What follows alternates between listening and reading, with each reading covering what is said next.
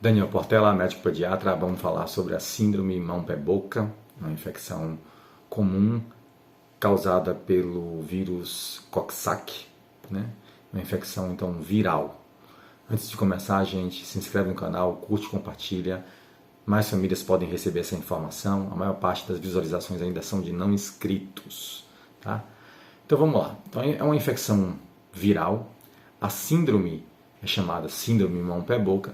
Síndrome é um conjunto de achados e sintomas, porque essa infecção causada por esse vírus traz várias alterações que juntas, né, essas alterações juntas, são chamadas de uma síndrome. Mão, pé, boca, porque tem alterações nesses segmentos. Pode ter alterações nesses segmentos, na boca, né, mãos, palmas de mãos e plantas de pés. Tá? Isso então o nome da síndrome mão, pé, boca. Bem, como é que acontece? Como é a manifestação clínica, o início desse quadro? É uma infecção que é muito comum começar com a febre. A criança inicia um quadro febril. Essa febre começa a recidivar, então fica vindo a cada 4, 6 horas. É frequente nos primeiros 2 dias, diminuindo o intervalo até no terceiro dia essa febre ir cedendo e desaparecendo. Depois de 48, 72 horas, essa febre então vai embora. Associado à febre tem um mal-estar, uma prostração, a criança fica mais derrubada, né, no estado geral, usa um antitérmico, baixa a febre e melhora o estado geral. Aí depois ela volta a ficar prostrada de novo. Né?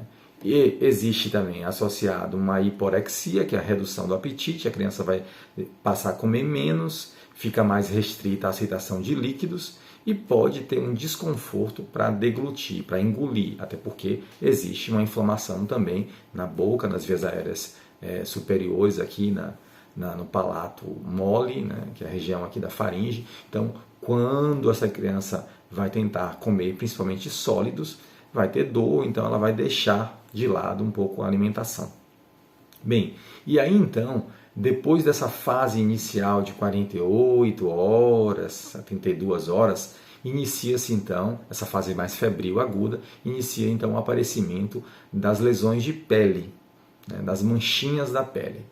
Essas manchinhas podem começar a se disseminar pelo corpo rapidamente. Às vezes a criança dorme bem, né? E ao longo das 8 horas, 10 horas de sono, quando a família vai ver, a criança já está com as pintinhas. As pintinhas, porque assim, né, as pápulas, a primeira impressão das manchas na pele são como se fosse picadas de inseto, né? Picada de muriçoca, fica aquele carocinho avermelhado. Né? E aí então começa a espalhar, esses carocinhos começam então a se distribuir também nas palmas de mão, né? Palmas de mãos e plantas de pé. E dentro da boca é possível visualizar, lá no fundo da garganta também, algumas lesõezinhas, né, que são vistas mais facilmente pelo pediatra durante o exame físico. Não vai ser tão fácil de ver, mas pode ser também como se fosse picadinhas de inseto, pápulas, né, avermelhadas, pontinhas, como se fossem bolinhas avermelhadas lá no céu da boca, lá no fundo do céu da boca. Tá? Bem, essas lesões de pele elas vão evoluir de padrão, as características. Elas vão se transformar às vezes em pequenas vesículas, bolinhas, né? E estouram, eclodem, deixando um cascãozinho, uma crosta. Podem, né, deixar aquela fase crostosa, que é um cascãozinho. E ela vai evoluindo, né, ao aparecimento, aumentando o número de lesões ao longo do tempo. Né? Nessa fase inicial começa a aparecer no terceiro, né, quarto dia começa a aparecer as manchinhas, vai aumentando em número e estagna. Né? Dá uma estagnada e para de aparecer novas lesões. Tá? Então essas lesões evoluem no padrão que eu citei.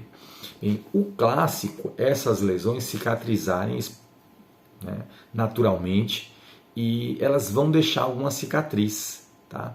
Elas podem descamar a palma da mão, a planta do pé, essas pápulas, essas picadinhas de inseto, né, o aspecto, podem ficar esfarelando a pele, descamando, e pode até durar algumas semanas depois a palma da mão e a planta do pé descamando. Pode haver também um enfraquecimento das unhas.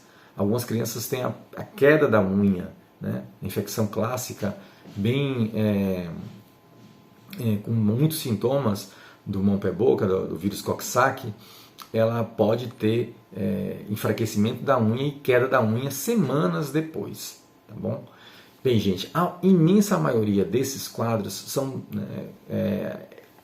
quadros benignos que não exigem tratamentos específicos, apesar de ter esse monte de achado aí. Às vezes as famílias ficam aflitas, querem usar mais medicamentos, mas isso é só os sintomáticos, medicação para febre, né, naquele início, para dor, se tiver um desconforto, para engolir, né? Normalmente essa fase inicial é mais desconfortável, depois desse terceiro dia, então a criança melhora o estado geral e medicação nem sintomática vai ser necessário, tá? Não precisa passar nada na pele, aplicar nada na pele e nem usar outro tipo de remédio, na imensa maioria dos casos. É óbvio que uma avaliação médica nesse momento aí seria bem-vinda, tá bom? O clássico, a imensa maioria, não vai ter complicações alguma, essa criança vai passar por isso. E o corpo, o próprio corpo, a imunidade do seu corpo vai resolvendo essa infecção.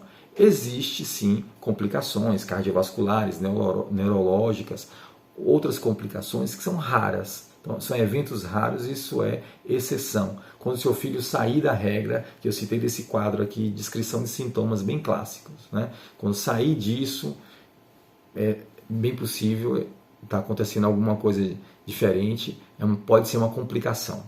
Essas doenças acontecem em surtos, porque a alta taxa de transmissão, um vírus que é transmitido de uma criança para outra, por isso que justifica essa criança ser retirada da creche, da escola e ser deixada aí pelo menos uns 10 dias do início dos sintomas fora da escola, né, do ambiente de socialização, porque ela vai transmitir para outras crianças. E é muito comum, então, às vezes, que se você tiver um caso no seu filho, perguntar na escola lá, porque pode ter tido outras crianças, e é bem possível outras crianças com o mesmo quadro, e por isso que essas doenças acontecem em surtos.